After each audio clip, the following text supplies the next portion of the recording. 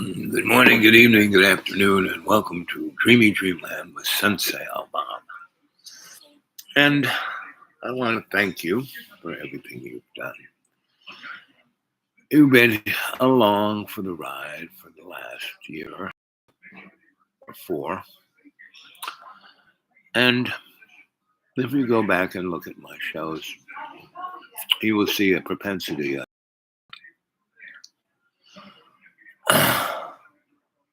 understanding. And remember, don't believe a word I say. Yeah, I'm here to tell you a story. So,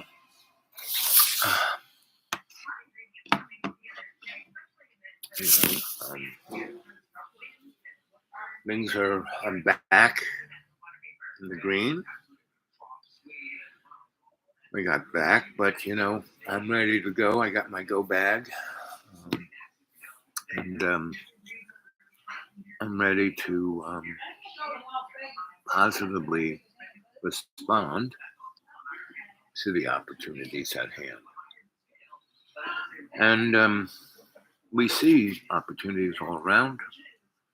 The world is going through changes, as it always has and always will. When Jesus was asked when end of times was coming, he said, "That's beyond my pay grade." Right? So that has been the motif, and so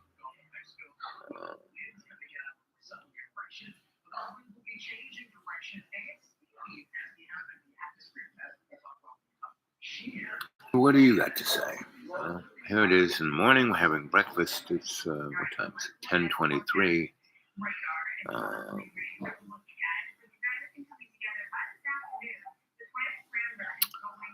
Well, look at that. It's going to be in the 50s tonight. Yummy.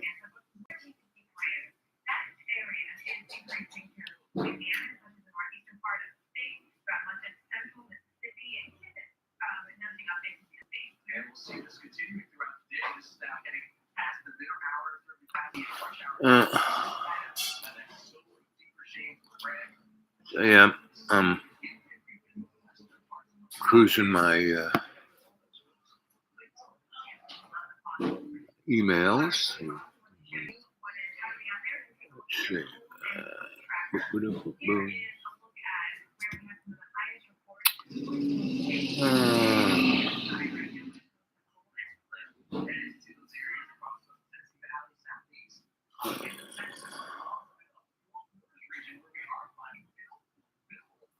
See what our daily verses. Prince of Peace. For unto us a child is born, unto us a son is given, and the government shall be upon his shoulder, and his name shall be called Wonderful Counselor, the Mighty God, the Everlasting Father, the Prince of Peace. In a world where peace is such a universal quest, we sometimes wonder why violence walks our streets. Accounts of murder and senseless killing fill the columns of newspapers, and family quarrels and disputes mar the sanctity of the home and smoother the tranquility of so many lives. Perhaps we stray from the path which leads to the peace and find it necessary to pause and ponder and to reflect the techniques of the Prince of Peace and determine to incorporate them into our thoughts and actions, and to live a higher law, walk a more elevated road, and be a better disciple of Christ. Peace after the way of man is perishable. Peace after the manner of God will prevail. So, peace, you can't have peace without Thanksgiving. No matter what level of life we live, things can always be worse. So my little travels the last week, I left Tuesday before Thanksgiving. I ended up staying with a group of people I've known but I've known them for a long time, but I never really like lived with them. And so, you know, they seemed normal to me. But when you live with somebody, especially if you, I mean, I was there for 5 days maybe. So these folks are what I would call middle class, but they are also the canary in the coal mine. I'm wearing a canary in the coal mine shirt here. And they had more stuff than imaginable, and more food than imaginable. And the thing is, you don't need all of that, right? And so I brought sweet potatoes, and I brought russet potatoes, and I brought a few other things. And they ladies who live there are really great cooks, but they get so caught up into the machinina, in the weeds, that they don't like Thanksgiving dinner. They had a nice turkey, but they didn't prepare it to cook it, and it was like getting to be 4 or 5 hours to dinner time, turkey day. They hadn't started. So I kept saying, "What about turkey? Oh, we'll take it. Oh, what about turkey?" So I had all the stuff, pan, everything. I just took it, prepared it, cut up some onions, potatoes, stuffed the turkey with stuff, because they only one little bag, right? And then I brought, stove top, and so I made the stuffing, the gravy, the turkey. They had 3 roasts. I took one, the smallest roast, and I made it. And I cooked it well, so it was very tender but not rare. And then I cut it up into little blocks and made a stew, right? And I made carrots, and that was about it. And they had every other kind of, you name it. And I made a nice dip with carrots and sweet potatoes, eggplant, and I think a little sausage and onions. I made that a dip. And anyway, it was, and the guy, the patriarch, what are these people doing in my house? And they weren't, it wasn't even his house. And then his son, what are these people in my house? And it was like, down the line, you could see where people, have issues and see where they came from.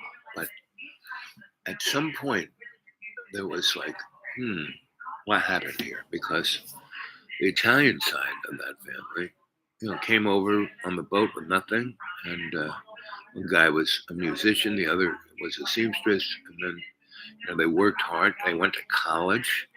They, right off the boat, they did this. And a woman became a art school teacher, and she brought art into the New York City school system. I mean, amazing, right? She had a show at the Whitney, the Whitney Collection. The museum wasn't there yet. And so, and the husband, he was a musician. He had a jazz band, and he went to college, became an engineer. He ended being the head engineer building the United Nations. I mean, this is like a story of dreams.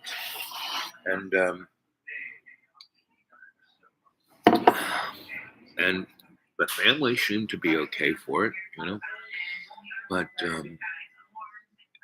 it just went out of whack. And so it's not so much that the family failed; it was the environment that the family was in, the environment of mass consumption, unsustainable capitalism, unsustainable.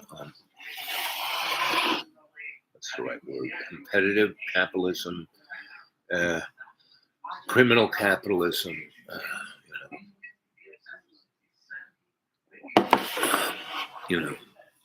There was a pretty interesting book called Hitman for Capitalism or something like that. And it's about guys, an investment banker who goes into countries and basically makes these deals where they have lots of resources, oil, gold.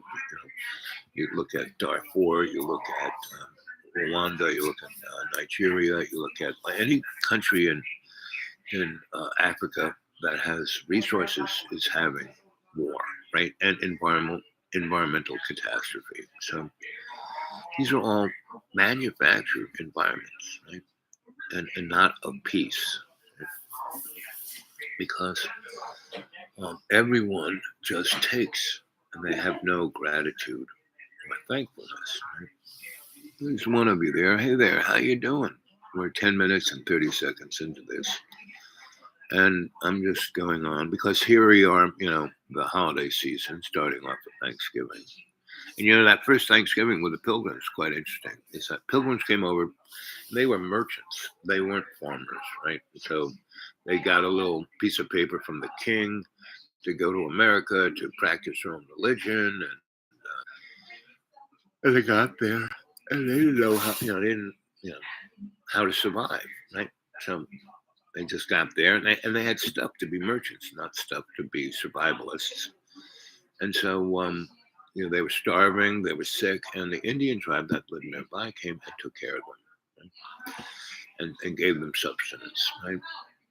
And then the spring showed up, and they showed them how to, you don't plow the fields, you plant you look into the forest and you see what's growing there, and you plant brother plants with those, and you let the microbiome be the sustenance of the food you want, right? When Henry Hudson went up the Hudson for the first time, and he saw these forests that came down to the river, and that they were just full of food. He couldn't believe it wasn't just trees. It was like everything, mushrooms and berries and unbelievable. But the Indians, thank you, T. You're welcome. We did have cornbread. Well, they did. Good, thanks. You're the man.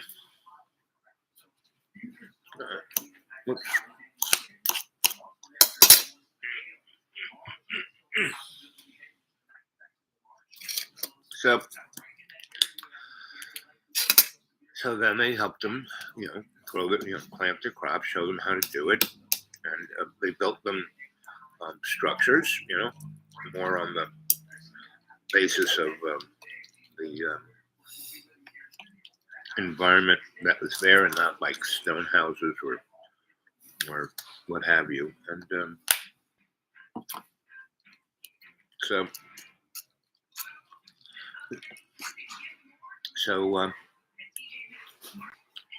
second year wire, second winter, again, the Indians helped them survive. And then the second growing season, they do pretty good. Indians show them how to store and keep food for the winter. And that fall, they have the Indians show them where to hunt. And the Pilgrims have guns so they can shoot. So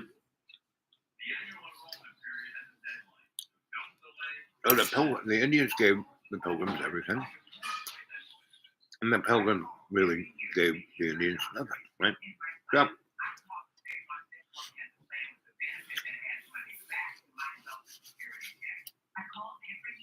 the third fall comes. Everybody's doing pretty good. And where the Indians lived, they lived way up on the hill. When the sun came in the mornings, the Pilgrims would look up and they'd see the Indian campsite, and the sun would be at its back, and it looked like the Golden City. That's what they call it, the Golden City, on the hill. And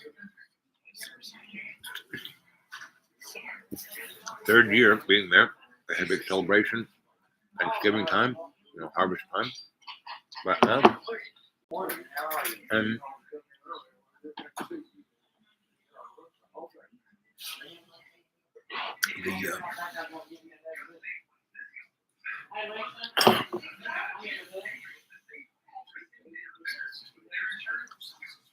had a good time, big meal. The Pilgrims made booze, right? Built a still, and they found the corn that the Indians had made great booze, right? So, um,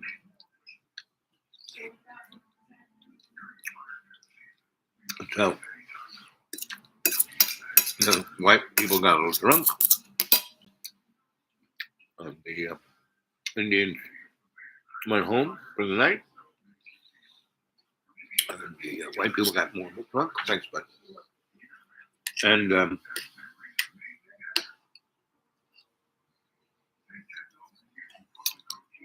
so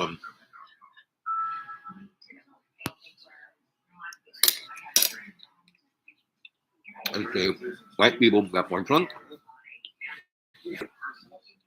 my presents, you're white. And so the pilgrims went up that hill at night. The Indians were all asleep. Pilgrims had guns.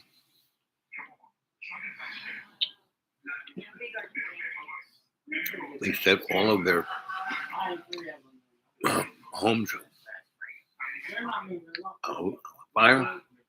And as people who got out, they just shot them. The pilgrims killed 900 men, women, children, old folk, babies that night. Moved up and built their city on the hill.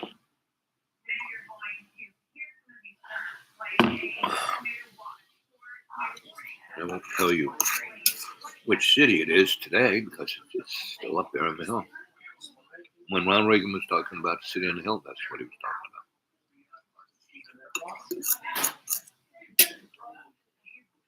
Now,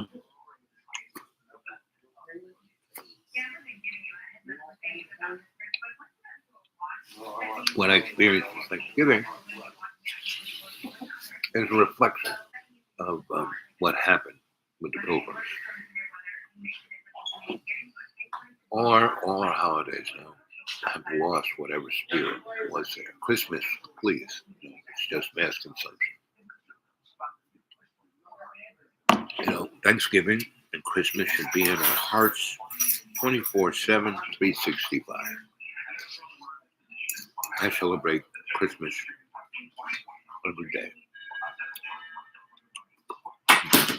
As I go around,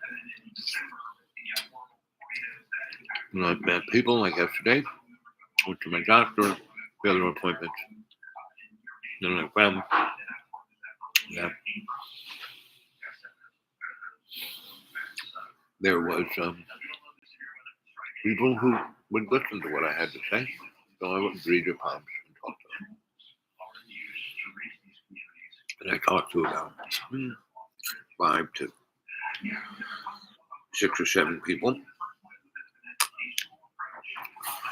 They all got something out of it. They all listened. Yeah. Will they follow through? Yeah.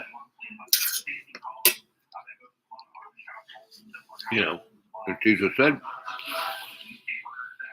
you throw the seeds to the ground.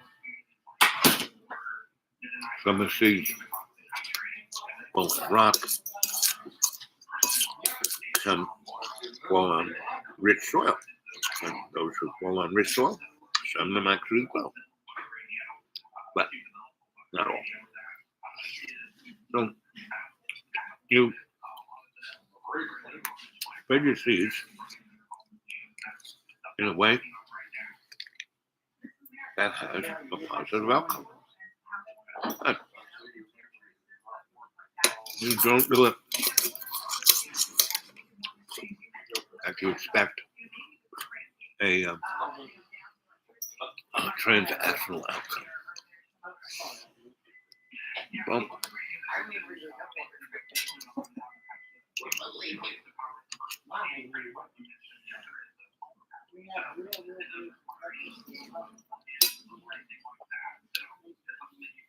we do it because it makes us happy to share. I had way more money. people I stayed with had just ridiculous amounts of money. They were not satisfied with anything they had, and they didn't want to really share. When I came upon them, and I shared what I had, and I enjoyed that, but now indeed, it kind of made him feel guilty.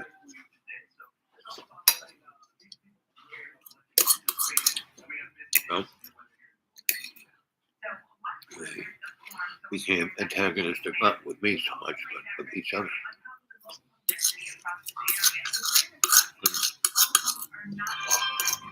It was just very interesting to see. And again, these folks represent, right? They themselves are the canary in the coal mine, and they don't even know it.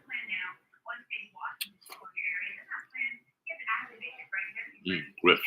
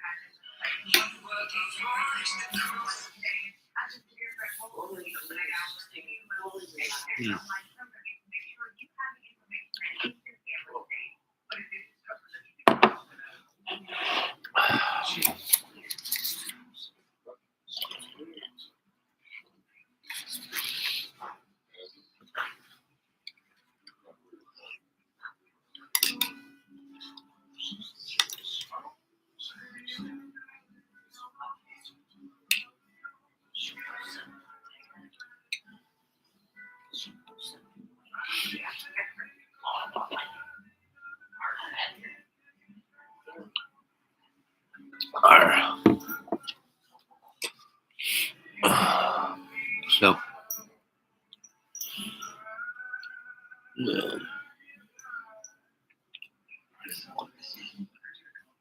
23 minutes.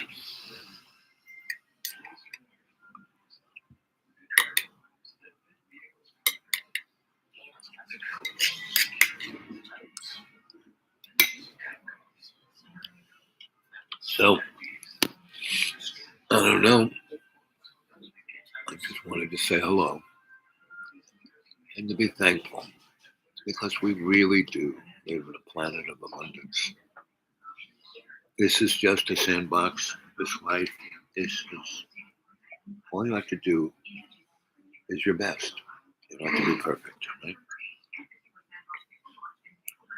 There is no saying you're sorry, as my second wife would say, is not good enough. And so she was the most demanding human being I ever met, right? She could do it. She expected everyone else.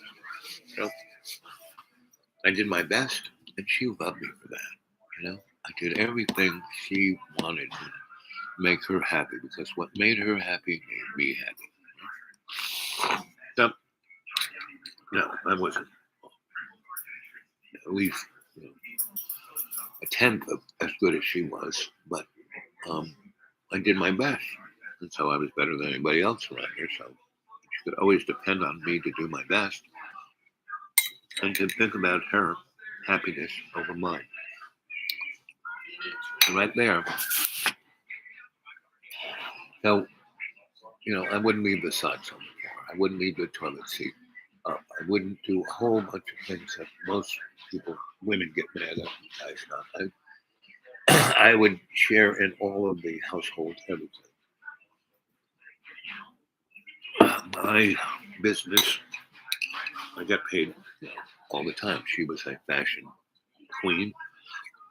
And so when she would sell her product, she would do amazing, millions, right? But then she'd have 6 months of production without any real sales. And my materials, employing 42 people, and she never laid anybody off because she had really good skilled people. And if she laid them off, they would go someplace else. She'd never get them back. She taught them how to do it.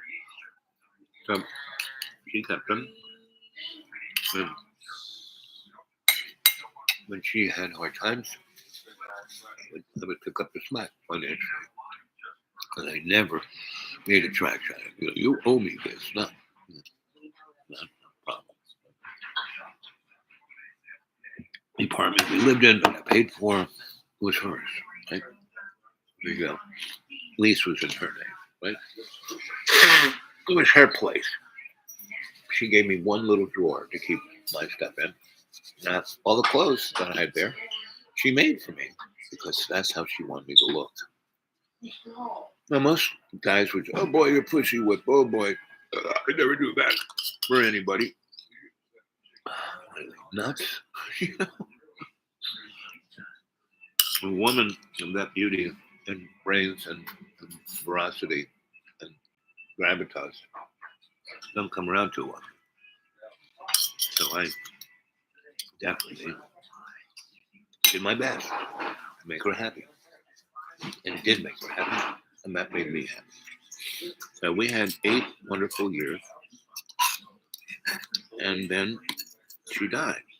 It was taken from the physical side. Well, most people would be in that love, would be very upset, as I was. But miraculously, she was brought back. And for her to stay alive, we had to split up. It was hard for both of us, but we were given the opportunity to be with each other in dream time. And she was out of the city and basically became herbalist.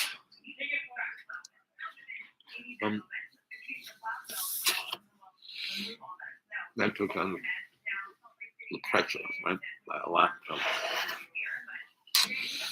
So we still communicate through soul speak in dream time. And I'm very thankful for that. She has not chosen to bring another man into her life, but she has other friends. And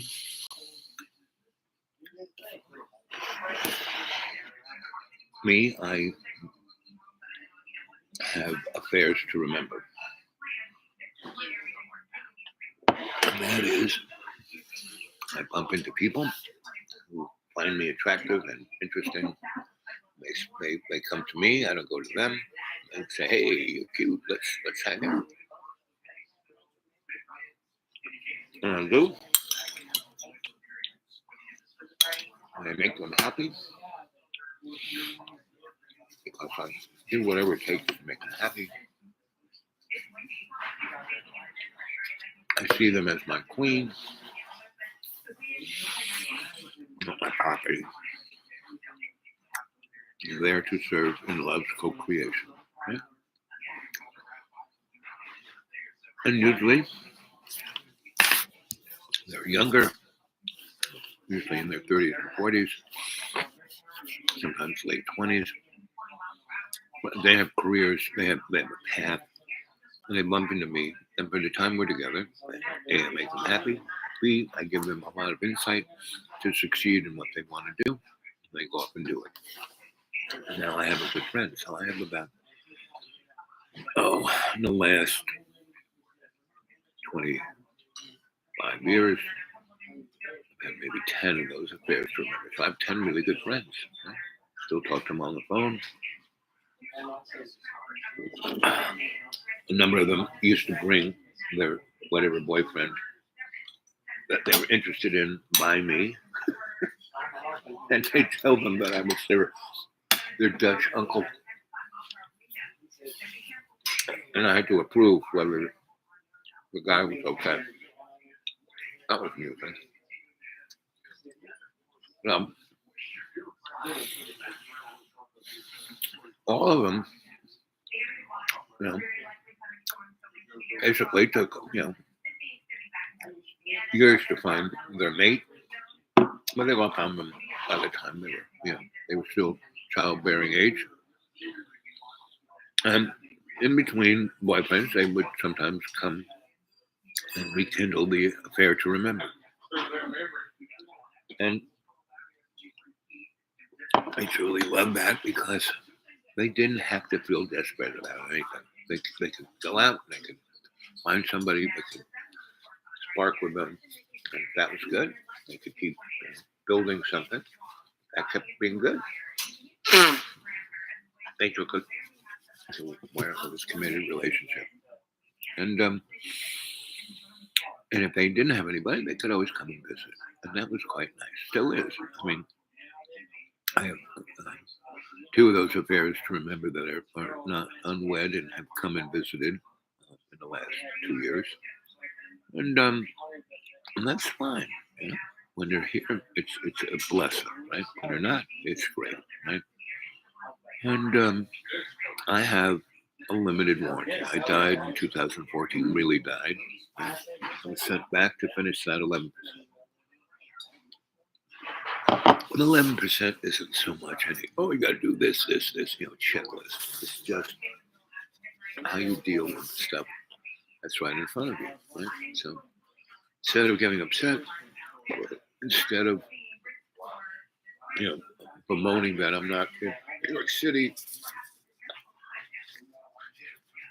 I got from, 2 trees almost crushed me in my car. 2, not one. And I didn't drive into them, both of them, which is, all the trees around here, people don't realize these trees, even though they have leaves, the trees are dying. The microphylla that's in the ground is being destroyed, right, by what's in the air, what's in the water, what's in the vibe, and the electric currents that are around it. And so we are coming to a point of. So I was kept from going to New York, right? Seriously, because I had 2 places to go to. Both fell through. It's like mind-boggling, right? Because I plan. I put out plan A, plan B, C, D, E, and everything. At a certain point, I said, okay, I'm right here. It's easy to turn around and go back, right? And so I went to a few other places before I got back here. And now I'm here back, and it's okay. Like I said, 50 at night, 60s during the day. If that's what the winter's going to be here, I can live with that, right? So it's pretty much all prepared. Everything's fine. I got back. Things were a little kerfuffled. We had a tornado come through here that just kind of flew over me. I was looking up and I saw it coming, and I'm like, ooh. Right? And today they're supposed to have some serious, tornadoes off the hook.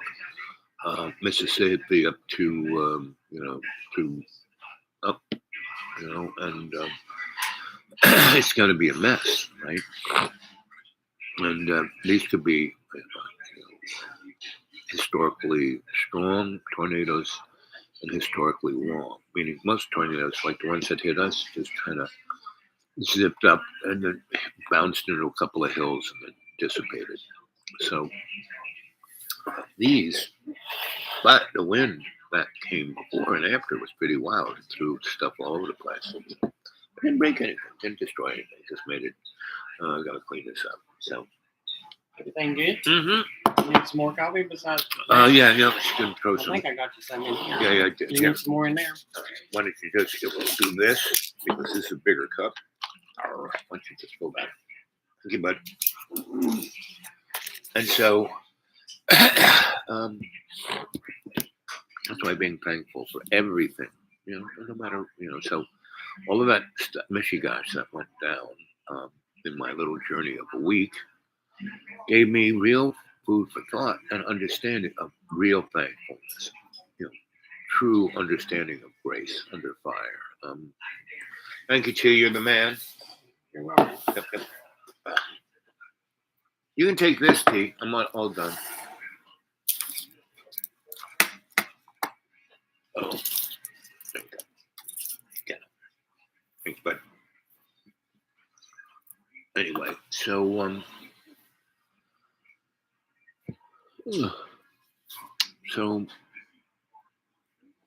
I have a sense that something's not going to be, something's going to happen in Texas and in New York City,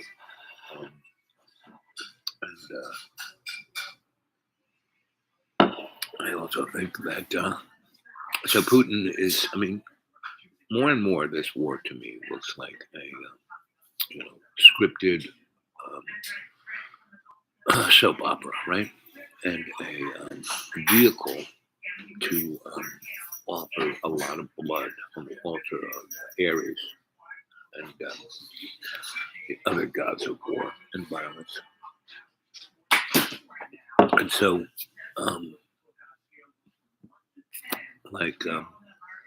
so Russia is shooting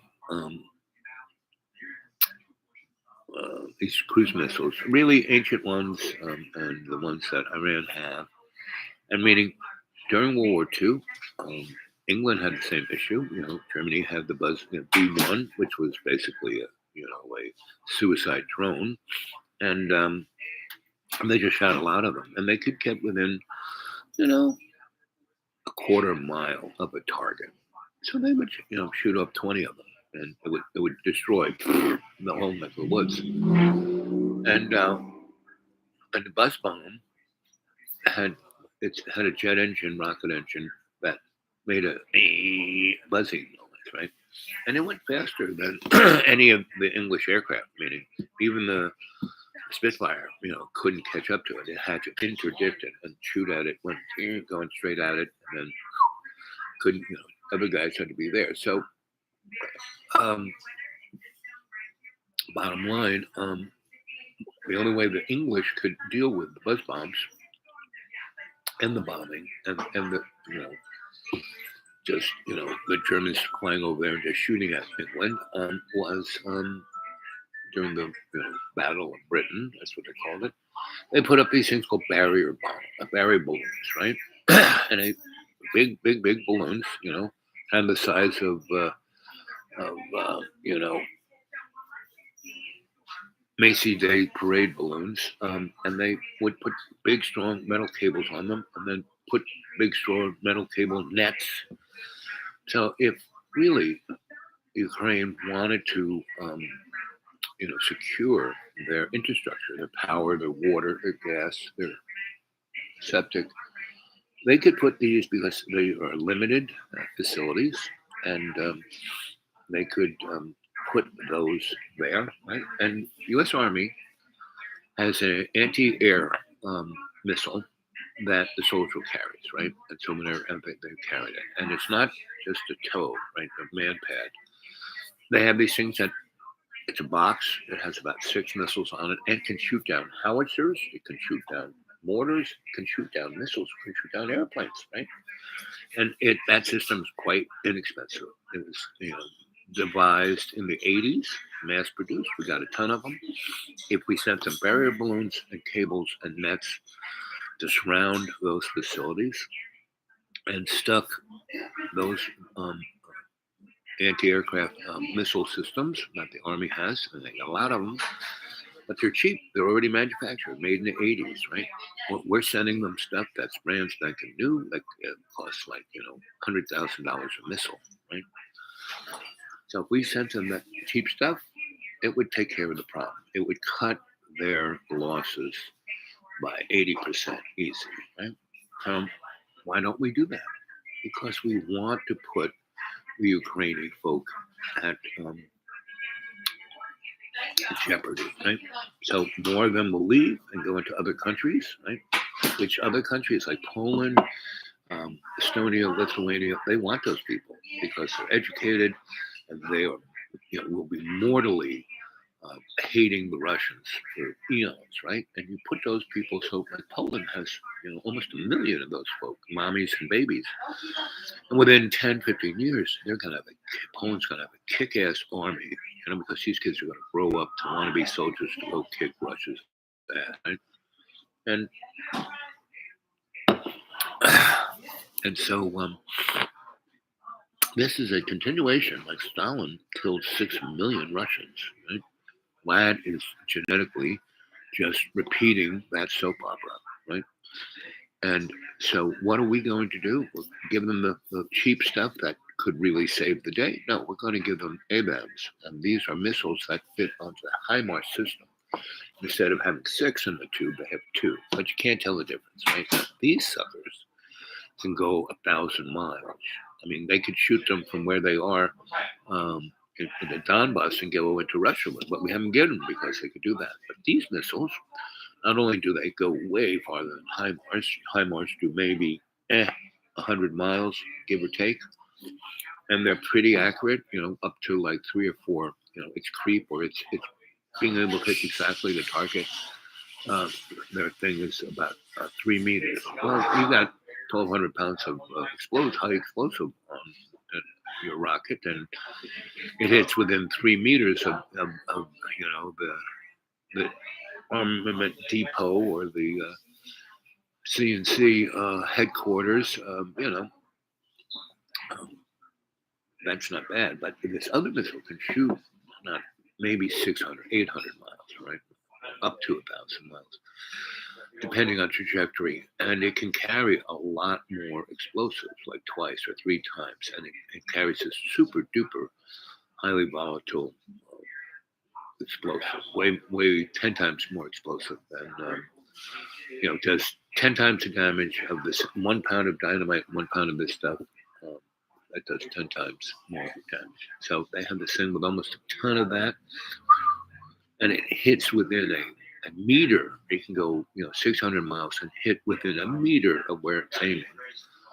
We're going to give them those, which gives them the potential to shoot into Russia. But what it will also be able to do, it'll be able to hit that bridge in the Crimea. I mean, just take it out, just destroy it, right? Hit every piece of artillery Russia has. They're digging it. So they're letting them dig it in so they can't get it out real fast. And then we're going to give them this missile, and they're just going to take all of that out, right? With the potential of being able to strike things inside of Russia.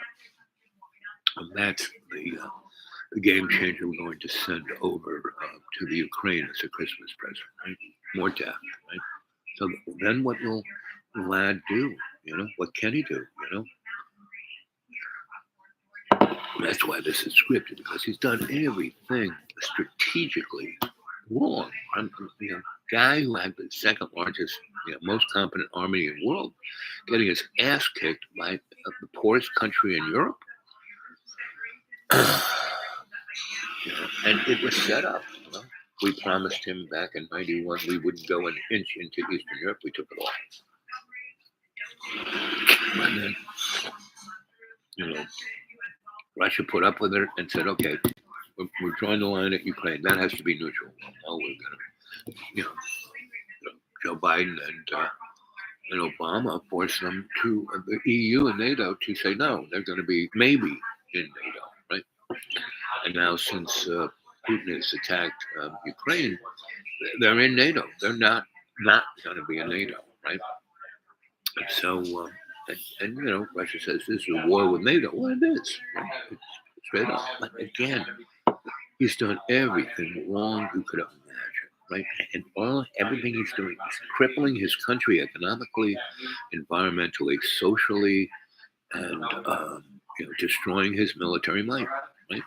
Because nuclear weapons, they can't be used. Once you use them, that's it. So anyway, that wouldn't stop us from using them, but Russia, if they use them, that's it. So that's why I was kept from going to New York, right? It's because, and Texas is, I don't know why, but it's one of these places that is, again, really represents the canary in the coal mine, right? Until they're not going to get nuked or anything, but something other than that, themselves, something brought on by themselves will really. And so they had that big electric catastrophe 2 winters ago, right? And they came that close from losing their whole grid and millions of people freezing to death, right? And what did the legislature do? Because that's who runs the state utility, that's privately owned. They did nothing. They just started passing bills for immigration, trucking the immigrants to Boston and making laws against, just don't say gay and other, voting rights things and abortion things, which mean nothing. These are all, you know, as they call scarecrows, right? But fix the electric grid so people don't die. No, didn't touch it. That's 2 years, right? So last winter wasn't that bad, but it was still pretty cold. Still was pushing the grid because the American electric grid is about to. We haven't done anything to upgrade it for the last 40 years. So, and we're using 4 times as much current. So we have about 20 nuclear reactors that should have been closed down 15, 20 years ago. And because it's cheap electricity and it's relatively clean, if you don't talk about the nuclear waste, um, you know, um, that's, Texas is going to have a problem, right? And it's going to be a really serious problem.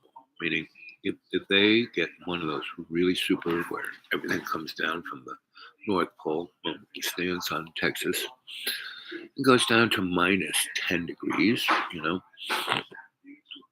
and everyone turns on the electric heat, bang, everything, burns out, right? And then it stays that cold for a month. The last time I was at, the unmentionable ones, place up on the hill, I got stuck there. I went to I was in the neighborhood. I went to visit him just like I did Saturday, and I lasted. He wanted me there, so it was 2 days, and then we had this kick-ass snowstorm. Then it went down to minus 9 degrees for a month, right? So that 8 inches of snow became 8 inches of a gigantic ice block. So there's no going anywhere. So I kind of got stuck there for a month, and he just went, get up, get up. And one time he started screaming, you can drive down, you can drive down. I said, no, John. And he went out there, and he did a triple somersault and fell on his butt. Tried to get up, fell on his butt. Then he started sliding down the hill on his butt. And he was wearing those short shorts and bare feet in the ice. It was like, okay. And so he said, I guess you can't go down. But the minute it thawed out, I was going. So that was like, I got there, second week before Valentine's Day. And I left, March 10th, maybe. I was there a little less than a month, a little more than somewhere in there. Anyway, that's what's going to happen to Texas. Right? And when that happens, and that's like, I don't know how many million people live in Texas, they have a catastrophic, no heat, it's minus 9 degrees for a month. no gas. You have no electricity, you can't pump any gas. Can't you know can't have anything, right? No drinking water, no sewer, no food in the supermarket. It'll be interesting, right? And and Texas still produces a good deal of oil. No electricity means you can't pump it out of the ground. Means you can't. All those pipelines that take oil through Texas can't work if there's no power for those pumping stations every 10 to 50 miles. And a lot of our fuel runs right through Texas. You break that down, that means not only Texas can't drive, that means a good deal of America can't drive, right? And then you get some real interesting things going on, right? And so a good deal of our electricity comes from gas and oil. And so that's not there. Other states go black. It's not without any kind of military blowing anything up, just the incompetence of our corporate state, right? And they're doing this on purpose. They know this. So they want, this whole Ukrainian war is about taking down Russia, EU, United States, China, right? And India, and Brazil, right? And the country that will survive this the best will be Israel, right? And all of the countries that, the Qatar and Saudi Arabia that depend on the United States for security, they won't have, they'll have all the oil, but can they eat that oil? No, right? So, because they don't do anything for themselves. They had a good 60 years of being able to give their people education and healthcare and a home, and all they gave them was a thirst and a need for consumption, right? So this year, 2023, it's going to make like all the other years, all from 9/11 on, look like a hayride, and it won't be that bad. Where I'm at, I'll be fine. I don't even need electricity for water, right? So, and I put on enough clothes, I stay warm, right? So 52 minutes and 52 seconds is when I'm going to bail. Thanks again for everything you do. I'll come back to you later, okay? There we go.